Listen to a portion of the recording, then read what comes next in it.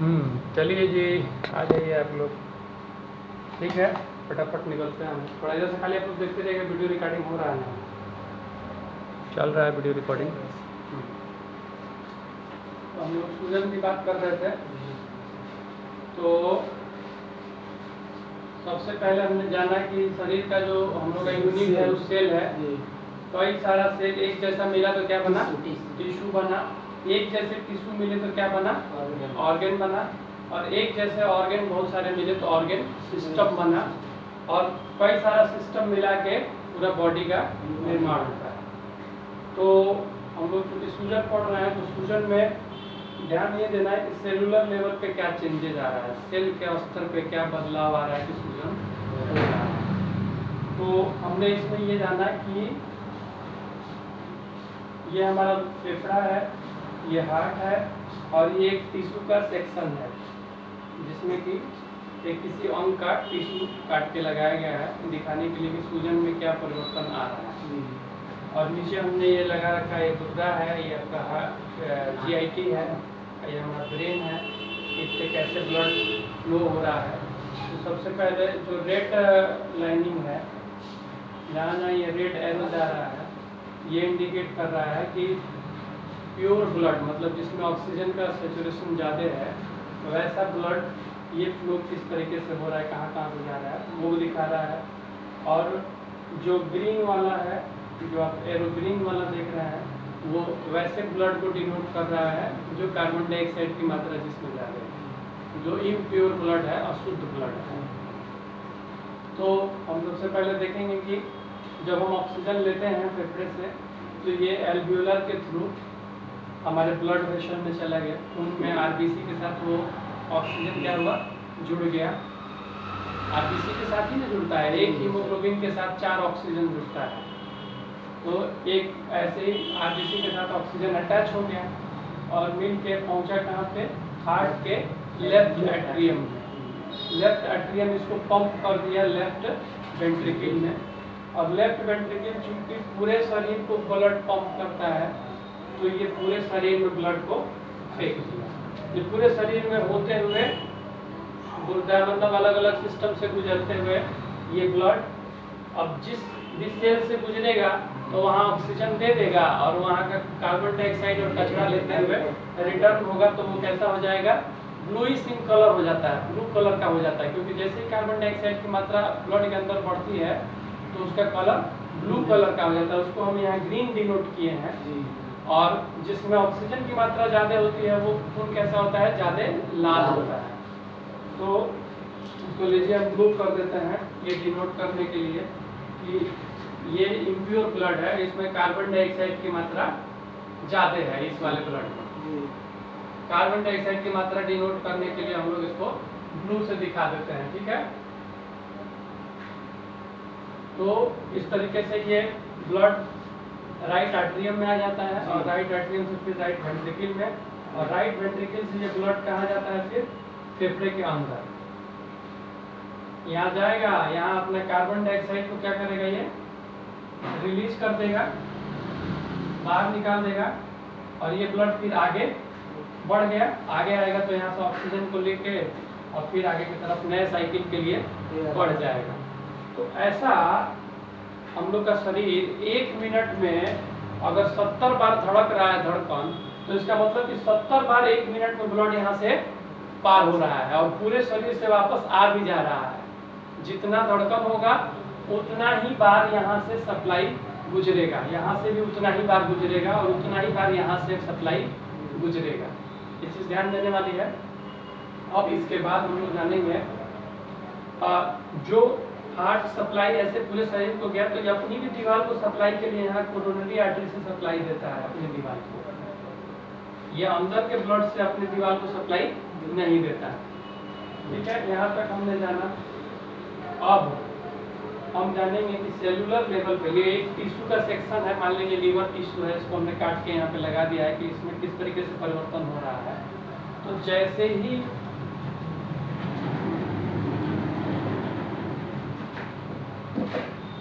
ही इसमें blood supply आया, तो ब्लड के ये जो खून की आर्टरी है जो मतलब शुद्ध ब्लड को लेके ढो रही है, उसके अंदर प्रेशर कितना रहता है, जितना हमारा ब्लड प्रेशर रहता है 120/80 मान लीजिए, तो वही प्रेशर इस सेल के अंदर जो ये जो ब्लड आ रहा है टिश्यू के अंदर, उसको जो प्रेशर 35 mmHg का ये प्रेशर लगाता है यहाँ की दीवार पे, वो प्रेशर इसी से लिया हुआ प्रेशर है, मतलब बीपी जो हम लोग का मेंटेन है उसी से ये प्रेशर ले रहा है। तो यहाँ हम बात करते हैं कि ब्लड के 3 पार्ट मुख्य रूप से हैं, सेल है, प्लाज्मा है और प्रोटीन है। प्लाज्मा जो है ये फोर्स लगा रहा है बाहर की तरफ 35 mmHg का, और प्रोटीन जो है वो फोर्स लगा रहा है पुलिंग फोर्स, खींचने वाला अंदर की तरफ 10 mmHg का। तो नेट फोर्स कितना हुआ, 25 mmHg का फोर्स जो है बाहर की तरफ लग रहा है। तो क्या होगा कि प्लाज्मा यहाँ से यहाँ तरफ शिफ्ट कर जाएगा, और यहाँ आया प्लाज्मा। यहाँ आने के बाद जो भी ऑक्सीजन का लेवल, ये इंटरस्टिशियल स्पेस है, सेल के बीच के स्पेस को इंटरस्टिशियल स्पेस कहा जाता है। तो यहाँ पे प्लाज्मा में ऑक्सीजन का कंसंट्रेशन ज़्यादा होगा, और जो भी ग्लूकोज और जरूरी न्यूट्रिशन चीज़ें हैं उनका भी अनुपात ज़्यादा होगा। तो वो चीज़ें यहाँ से सेल के अंदर ट्रांसफ़र हो जाएंगी, और सेल से जो भी कचरा निकला, जो भी वेस्ट मटेरियल निकला, CO2 या अमाइनो एसिड या nitrogenous waste product, urea, creatinine वगैरह, वो सब यहाँ से फिर इंटरस्टिशियम में आ जाएगा।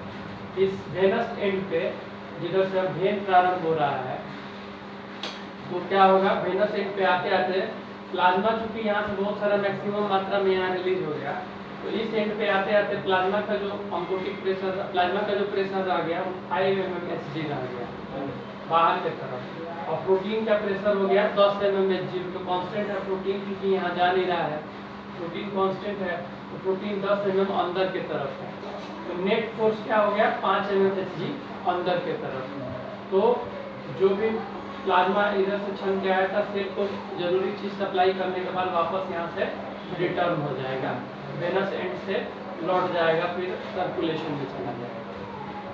जो मान लीजिए कि 1 लीटर प्लाज्मा यहाँ से छन के यहाँ आया, तो 750 ml वेनस सप्लाई के द्वारा लौटेगा, और 250 ml लिम्फेटिक सप्लाई के द्वारा लौटेगा।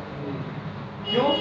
क्योंकि यहाँ पे जो प्रोटीन छन के आ गया थोड़ा बहुत, वो प्रोटीन वेन के द्वारा लौट नहीं पाएगा, बड़ा मॉलिक्यूल होता है प्रोटीन का, बड़ा साइज होता है, तो वेनस एंड से रिटर्न नहीं हो पाएगा। उसको रिटर्न करने के लिए उसको ये लिम्फेटिक एंड से लौटना पड़ेगा, फिर लिम्फेटिक सिस्टम से होते हुए वापस फिर जाके मिल जाएगा सर्कुलेशन में हार्ट से पहले। ठीक है, तो इस तरीके से नॉर्मल पैटर्न चलता है। तो नॉर्मल जब भी चलते रहेगा तो कहीं भी किसी भी सेल में सूजन नहीं होगा। अब इस नॉर्मल से इतर कुछ भी होगा तो शरीर में स्वेलिंग हो जाएगी, एडिमा हो जाएगी। तो अब हमको ये देखना है कि किन किन कंडीशन में एडिमा होगा, सूजन होगा। तो नंबर 1 है कि कोई भी ऐसा इन्फेक्शन हो जाए या इन्फ्लामेशन हो जाए। इन्फ्लामेशन मतलब होता है सूजन। मान लीजिए इस टिश्यू में चोट लग गया, तो चोट लगने से यहाँ सूजन होगा, तो इन्फ्लामेटरी केमिकल सब रिलीज होगा। तो वो रिलीज होगा तो क्या करेगा कि ये जो सेल के मेम्ब्रेन है, इसमें जो सेल है कैपिलरी मेम्ब्रेन में, इन सेल के बीच में स्पेस को क्या करेगा, बढ़ा देगा, जिसकी वजह से ज़्यादा प्लाज्मा यहाँ से रिलीज होगा, और नतीजा होगा कि वो अंग क्या होगा, सूज जाएगा। ऐसे ही इन्फेक्शन होगा, तो इन्फेक्शन में भी तो इन्फ्लामेशन होता है, तो वो कीटाणु के इन्फेक्शन की वजह से जब यहाँ इन्फ्लामेशन होगा तो वही चीज़ होगा, सेल के बीच के स्पेस में ज़्यादा जगह बच जाएगा, जिस वजह से प्लाज्मा ज़्यादा लीक होगा और उतना लौट पाएगा नहीं। नतीजा होगा कि उस अंग में स्वेलिंग हो जाएगी। तो एक कारण हो गया इन्फ्लामेशन। वो इन्फ्लामेशन इन्फेक्शन से हो या चोट लगने से हो या चाहे कोई और कारण से हो, किसी भी कारण से सूजन अगर अंग में है तो उस अंग में लोकलाइज्ड स्वेलिंग या एडिमा हो जाएगा। प्रथम कारण तो ये रहा। दूसरा कारण होने जाना कि अगर कोई भी क्लॉट या कोई भी थक्का वेनस एंड पे जाके ब्लॉक कर दे, कोई भी खून का थक्का अगर शरीर में बहते हुए आया कहीं से और आके यहाँ वेनस एंड को ब्लॉक कर दे, तो यहाँ से प्लाज्मा रिलीज तो होगा लेकिन वापस लौट नहीं पाएगा और नतीजा होगा कि उस अंग में सूजन हो जाएगा। ऐसे ही अगर ये लिम्फेटिक चैनल है, इस लिम्फेटिक चैनल में फाइलेरिया का या कैंसर का जो सेल है वो जाके इसको जाम कर दे, ब्लॉक कर दे, तब भी सूजन, चूँकि 250 ml जो यहाँ से लौट के जा रहा था वो तो नहीं जा पाएगा ना, वो इकट्ठा होते होते होते होते उस अंग में स्वेलिंग कर देगा। 3 कारण हमने जाना कि यहाँ पे लीकी हो जाए, जो कैपिलरी मेम्ब्रेन है वो लीकी हो जाए इन्फेक्शन या इन्फ्लेमेशन की वजह से, वेनस एंड पे ब्लॉकेज हो, लिम्फेटिक ड्रेनेज सिस्टम क्लियर ना हो, नाली ये जाम हो, और चौथा कारण जानेंगे कि अगर हार्ट फेलियर हो, हार्ट अगर कोई भी चैम्बर फेल करेगा तो अल्टीमेटली असर इस चैम्बर पे आएगा, ये चैम्बर लास्ट होते होते ये भी फेल कर जाएगा और ये ब्लड को खींच नहीं पाएगा। नतीजा होगा कि जगह जगह ब्लड इकट्ठा होने की वजह से यहाँ के तरफ से सप्लाई जा नहीं पाएगा, तो धीरे धीरे धीरे धीरे ऐसा सूजन और हर अंग में सूजन डेवलप करने लगेगा। तो इसमें जो सूजन होगा वो शरीर के सारे अंगों में होगा, और अगर वेनस ब्लॉकेज की वजह से हुआ है सूजन तो शरीर के किसी खास अंग में होगा। लिम्फेटिक ड्रेनेज के रुकावट की वजह से अगर सूजन होगा तो वो भी शरीर के किसी खास अंग में होगा। चोट लगने से इन्फ्लेमेशन है तो किसी खास अंग में सूजन होगा, और इन्फेक्शन की वजह से सूजन है तो पूरे अंग में होगा, ये ध्यान रखना है। इसके बाद 5वां कारण हम जानेंगे कि शरीर में किसी भी वजह से प्रोटीन की कमी हो जाए। प्रोटीन की कमी हो सकता है कि पेशेंट कम खा ही रहा हो या खा ठीक रहा हो लेकिन उसका आंत पचा नहीं रहा हो सकता है पचा भी रहा हो लेकिन लेटरिन के रास्ते से बाहर निकाल दे रहा हो या पेशाब के रास्ते से बाहर निकाल दे। तो प्रोटीन के रास्ते से जो बाहर निकालने की प्रक्रिया होती है उसको प्रोटीन लूजिंग एंट्रोपैथी कहते हैं। बहुत सारी पेट की बीमारियों में ऐसा हो जाता है। या मेल एब्जॉर्प्शन सिंड्रोम होता है जिसमें कि पेशेंट का जो आंत है वो प्रोटीन खींच ही नहीं रहा है अंदर की तरफ, तो उस स्थिति में भी क्या होगा, प्रोटीन की कमी होगी और पूरे शरीर में सूजन हो जाएगा। या गुर्दा प्रोटीन ज़्यादा छान के फेंकना शुरू कर दे, जैसे कि बच्चों में नेफ्रोटिक सिंड्रोम में होता है, नेफ्रिटिक सिंड्रोम में होता है, या बड़े लोगों में गुर्दा के फेल्योर में होता है कि उसका गुर्दा जो है प्रोटीन को रोक नहीं पाता है, छान के पेशाब के रास्ते से बाहर करने लगेगा, शरीर में प्रोटीन की कमी हो गई और उसके वजह से जब प्रोटीन यहाँ कम होगा तो ज़्यादा मात्रा में प्लाज्मा लीक कर जाएगा और वापस लौट नहीं पाएगा, तो शरीर में पूरा जनरलाइज स्वेलिंग हो जाएगा, पूरे शरीर में सूजन मिलेगा ऐसे पेशेंट। तो 5 कारण हमने देख लिया कि इन्फ्लेमेशन या इन्फेक्शन, वेनस एंड पे रुकावट, लिम्फेटिक एंड पे रुकावट, हार्ट फेलियर और प्रोटीन की कमी, ये मुख्य कारण है जिसमें कि सूजन हो जाता है। अब हम एक चीज़ और देख लेंगे कि कहाँ पे पीटिंग एडिमा होगा और कहाँ पे नॉन पीटिंग एडिमा होगा।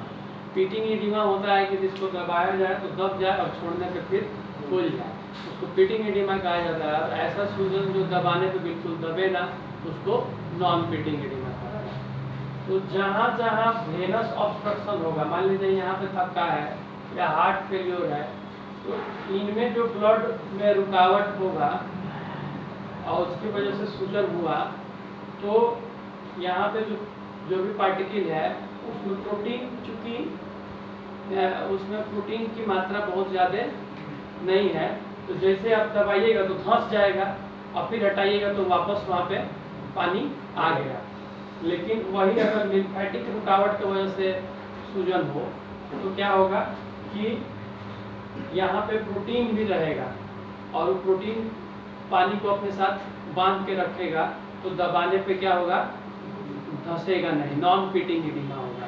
तो इसका मतलब हुआ कि फाइलेरिया और भी कारण से जब लिम्फेटिक ऑब्स्ट्रक्शन होता है तो उसकी वजह से जो सूजन होता है उसमें वो सूजन धंसेगा, नॉन पीटिंग एडिमा होगा, उसमें धंसावट नहीं होगी। लेकिन जो बाकी और कारणों से, हार्ट फेलियर की वजह से या वेनस एंड पे रुकावट की वजह से या इन्फेक्शन या इन्फ्लेमेशन की वजह से या प्रोटीन की कमी की वजह से जो सूजन होगा वो उसको दबाने पे दब जाएगा और हटाने पे फिर वो नॉर्मल हो जाएगा, मतलब पीटिंग एडिमा होगा ऐसे केसेस में।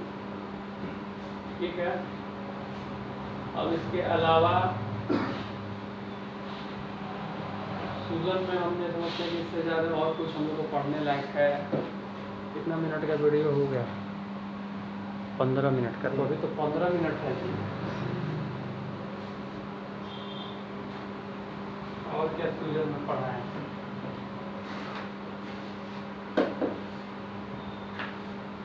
असल में सब पढ़ा भी है तो जल्दी जल्दी खत्म हो जा रहा है, उसमें और कुछ बताने लायक है नहीं। तो इतना ही पढ़ा रहने से क्या वीडियो? साइड में ही हार्ट। अच्छा, ये तो हार्ट से रिलेटेड बीमारी है तो अब इसको इसमें डालना उचित नहीं रहेगा। तो अलग से हम बताए थे कि हार्ट में कौन कौन सी बीमारियाँ होती हैं, ऐसे बात आ गई थी तो बात के बाद में बताया। सूजन का तो इतना ही कहानी है, सूजन तो इतना ही याद रखा जाएगा। तो फिर अच्छा, थायराइड वगैरह में भी क्या होता है? थायराइड में काहे लिए कम हो जाता है सूजन? प्रोटीन की कमी हो जाती है थायराइड में, और खून की कमी है तो उसमें भी सूजन होता है। तो उसमें भी कमी, ग्लोबुलिन कमी, हीमोग्लोबिन की कमी है, मतलब ग्लोबिन की कमी है, तो प्रोटीन की कमी की वजह से सूजन हो जाता है। बाइंडिंग कैपेसिटी कम हो जाएगा, फिर प्रोटीन यहाँ कम होगा तो सूजन बढ़ जाएगा। अच्छा, जितना गुर्दा से रिलेटेड सूजन होता है उसमें सुबह पेशेंट उठेगा तो उसका चेहरा सूजा हुआ रहेगा, और दिन जैसे बढ़ते जाएगा तो सूजन उसका धीरे धीरे कम होते जाएगा। और जो हीमोग्लोबिन वगैरह की कमी से होता है उसमें भी ऐसा होता है कि सुबह उठेगा तो सूजन ज़्यादा रहेगा, जब चलने फिरने लगेगा तो सूजन कम हो जाएगा।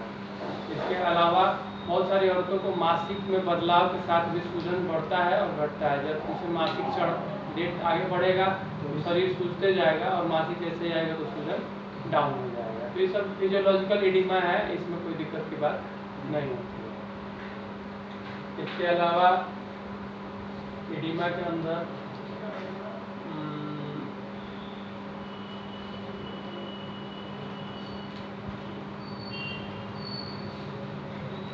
मुख्य तौर पे तो यही बातें हैं सूजन एडिमा में, और तो कुछ मुझे नहीं लग रहा है कि सूझ रहा है। हाथ सूखने का कारण क्या होता है? हाथ सूखने का। अब मान लीजिए ये आंत ही है जी, यहाँ कीटाणु पहुँच गया जी, इन्फ्लामेशन कर दिया तो इसकी दीवार लीकी हो जाएगी, जगह जगह पानी इकट्ठा हो जाएगा, सोच हो जाएगा। और क्योंकि जो कीटाणु अपने टॉक्सिन छोड़ेगा तो उसकी वजह से सेल के अंदर इंजरी होगा, इन्फ्लामेशन होगा, तो उसको हम लोग बोलते हैं कि आंत की झिल्ली सूज गई है। यही होता है उसमें।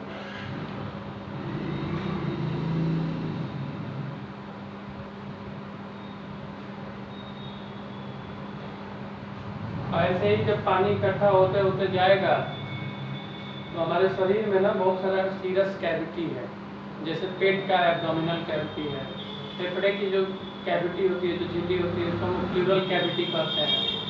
हार्ट के चारों तरफ जो खाली जगह होता है उसको हम लोग पेरिकार्डियल कैविटी कहते हैं, ठीक है। तो अगर सूजन बढ़ते बढ़ते गया तो एक स्थिति ऐसी आएगी कि पेट में भी पूरा पानी भर जाएगा। उस कंडीशन को हम लोग क्या बोलते हैं? एसाइटिस, ASCITES, एसाइटिस, ठीक है। या एब्डोमिनल कैविटी का एडिमा कहा जा सकता है, इफ्यूजन, एब्डोमिनल कैविटी का इफ्यूजन कहा जा सकता है। ऐसे ही अगर फेफड़े के चारों तरफ की झिल्ली में पानी भर जाए तो उसको हम लोग कहेंगे pleural cavity effusion, pleural effusion. और हार्ट के चारों तरफ की झिल्ली में अगर पानी भर जाए तो पेरिकार्डियल इफ्यूजन कहेंगे। इसके साथ साथ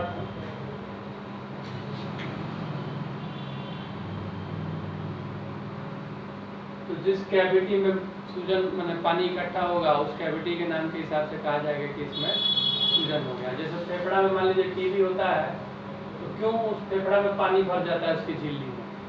फेफड़ा में जब भी कहा जाता है कि पानी हो गया तो पानी इसमें नहीं हुआ है, इसके बाहर वाली झिल्ली में पानी भरता है। तो क्यों होता है? मान लीजिए टीबी का कीटाणु गया यहाँ जाके इसकी मेम्ब्रेन को लीकी कर देगा, सेल कैपिलरी मेम्ब्रेन को, तो यहाँ से ज़्यादा मात्रा में प्लाज्मा क्या करेगा? तो लीक कर जाएगा, और लीक करेगा तो इधर बाहर झिल्ली में जाके भर जाएगा। और बाहर झिल्ली में फेफड़ा में झिल्ली में पानी भरा तो फेफड़ा को क्या करेगा? दबाने लगेगा। और नतीजा होगा कि फेफड़ा पूरा फूल नहीं पाएगा, पूरा सांस उसमें भर नहीं पाएगा। तो ये चीज़ होता है प्लूरल इफ्यूजन में। यही काम अगर हार्ट के चारों तरफ की झिल्ली में हो जाए तो हार्ट भी पूरा खुल नहीं पाएगा, पंप नहीं कर पाएगा, तो पेशेंट का बीपी गिरने लगेगा, चेस्ट पेन रहने लगेगा। पेट में पानी भर जाए, जैसे अक्सर होता है लीवर फेल कर जाता है लोगों का, तो लीवर के फेल करने से प्रोटीन की कमी होगी, प्रोटीन बन ही नहीं पाएगा, प्रोटीन की कमी से फिर पानी भरना शुरू होगा तो पेट पूरा चढ़ जाता है। उसको हम लोग लीवर कहते हैं कि उसकी वजह से जो एसाइटिस होता है तो उसको हम लोग बोलते हैं लीवर सिरोसिस नाम दे देते हैं। नेफ्रोटिक सिंड्रोम वाला बच्चा आता है तो प्रोटीन की कमी से उसका पेट पूरा फूल जाता है, उसको भी हम लोग एसाइटिस ही कहते हैं या एब्डोमिनल कैविटी इफ्यूजन कहेंगे। और जब पूरा शरीर में मतलब पैर के नाखून से लेके अब माथा तक पूरा शरीर सूज जाए तो उसको जनरलाइज्ड इडीमा या एनासार्का, ANASARCA, एनासार्का या जनरलाइज्ड इडीमा कहा जाता है। सूजन बढ़ते बढ़ते एक समय आएगा कि जनरलाइज्ड इडीमा हो जाएगा। हम लोग पास एक पेशेंट आई थी, छोटी बच्ची थी 5-6 साल की, उसको जनरलाइज्ड इडीमा था, रात में लेके आया था। हम लोग देखे तो खून उसका हीमोग्लोबिन 3 पॉइंट से ज़्यादा नहीं था। अब उस पेशेंट को इमीडिएटली भेजा गया, ब्लड वगैरह चढ़ा, तब जाके दर्ज। कोई भी ऐसा कारण हो जिसमें कि हीमोग्लोबिन टूटते जाए तब भी सूजन बढ़ते बढ़ते एक समय आएगा कि पूरा शरीर में फैल जाएगा। तो पेशेंट को पेशाब के रास्ते से ब्लड गिर रहा था तो 2 लीटर के आसपास। हाँ, वो पेशाब के रास्ते में इन्फेक्शन हुआ होगा, यहाँ पे इन्फेक्शन होगा या गुर्दा में इन्फेक्शन होगा तो जो है कि पेशाब के रास्ते से ब्लीडिंग होने लगेगा। तो ये सब कारण है सूजन होने के।